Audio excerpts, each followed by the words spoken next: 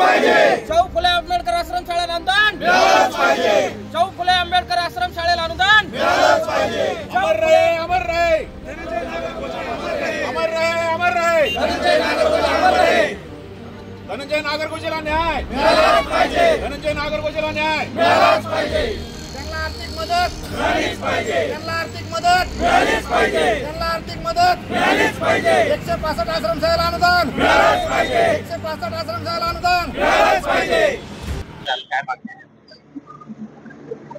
शाहू फुले आंबेडकर 165 आश्रमशाळा शिक्षक व शिक्षकेतर संघटना महाराष्ट्र राज्य या ठिकाणी आज 10 दिवस झाले स्वर्गीय धनंजय अभिमान नागरोजे यांनी गळफास घेऊन 18 वर्ष विनावेतन काम केलेलं आहे। त्यामुळे त्यांनी आत्महत्या केली आहे। त्यांच्या न्याय हक्कासाठी आम्ही या ठिकाणी आज आमरण उपोषणासाठी बसलेलो आहेत। धनंजय अभिमान नागरोजे यांच्या कुटुंबाला 50 लाख रुपये मदत मिळावी, त्याचबरोबर त्यांच्या पत्नीला शासकीय सेवेत सामावून घ्यावं आणि राज्यात जी 165 केंद्रीय शाहू फुले आंबेडकर अनुसूचित जातीच्या आश्रमशाळा आहेत या आश्रमशाळांना 100% वेतन श्रेणी म्हणून अनुदान द्यावं या मागणीसाठी आम्ही या ठिकाणी आजपासून आमरण उपोषणासाठी बसलो आहोत।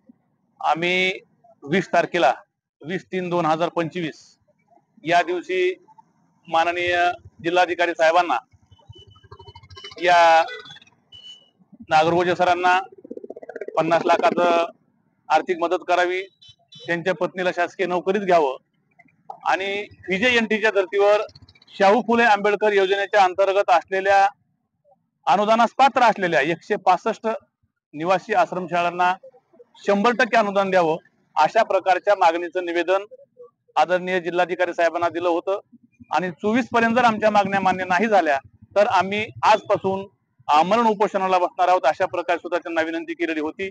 परंतु गेल्या 4 दिवसामध्ये कुठल्याही प्रकारची प्रतिक्रिया प्रशासनाची आलेली नाही। त्यामुळं आम्ही आजपासून या ठिकाणी म्हणजे त्याला काळाची मर्यादा कसलीही नाही, जोपर्यंत आमच्या मागण्या मान्य होत नाहीत तोपर्यंत आमचा हा लढा चालूच राहणार आहे। उपोषणाची दिशा ठरलेली आहे। या ठिकाणी शिक्षक आणि शिक्षकेतर कर्मचारी असं उपोषण सुरू झाले। शाहू फुले आंबेडकर ही जी योजना आहे या योजनेअंतर्गत महाराष्ट्रामध्ये 165 शाळा पात्र झाल्या आहेत।